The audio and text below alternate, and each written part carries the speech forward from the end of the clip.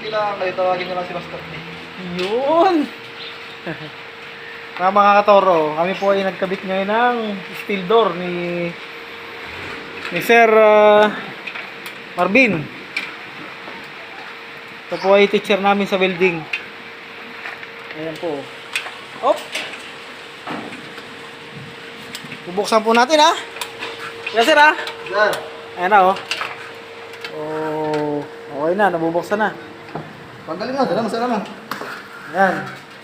Ano po yung kinabit namin oh. Tingnan po nyo. Mga katoro. Ito po ay steel door. Pero po siya may design na mga katoro. Ayan, kung makikita nyo po, yung pong lock nito mga katoro ay marami. 4. Ayan po. At may doble pa na, may extra na tibay. Ayan pa. Kita po nyo. 2. 1. Tapos kung gusto nyo mas matibay, yun, ipupul nyo po yan mga katoro. So, ito po yung pinakamaganda dito. Secure na secure po kayo sa loob.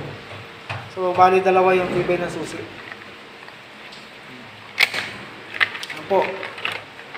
Tapos, kung gusto nyo mas maikli, adjust kayo yan. 0-0 po tayo.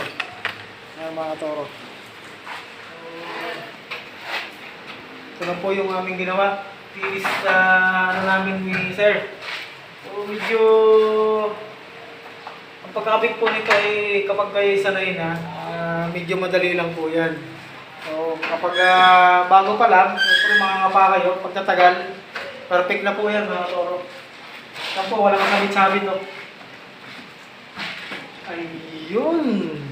At kung gusto niyo po makita yung labas, wala naman pong problema, pwede niyo pong hawiin ito. Ayun! Yan po, may silipan no. Ay, kitang-kita na sa labas. Ang gaganda. Ayan. Yun. So, yun na po mga katoro yung aming ginawa ngayong kapapon. Kanina pang umaga, hindi ko na-video yung ginawa ko. So, kami po ni Sir Ali sa taas. Tinapos po namin yung klaseng inside casing, Sir. At, update ko po kayo sa bahay na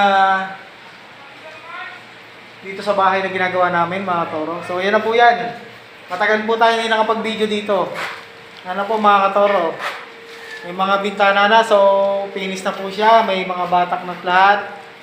Ang skin coat. Ito na po yung kwarto na dati ay magulo. Ano po mga katoro. May kisame na.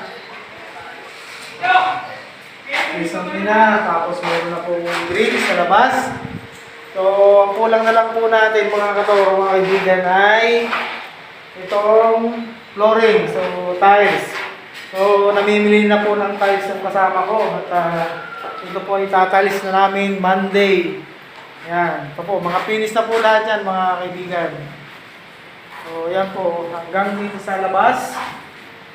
Ito po. So, ito po yung kanyang lababo. Mga katoro, ito po ay may flooring na din, no? Patungo sa banyo, sa CR.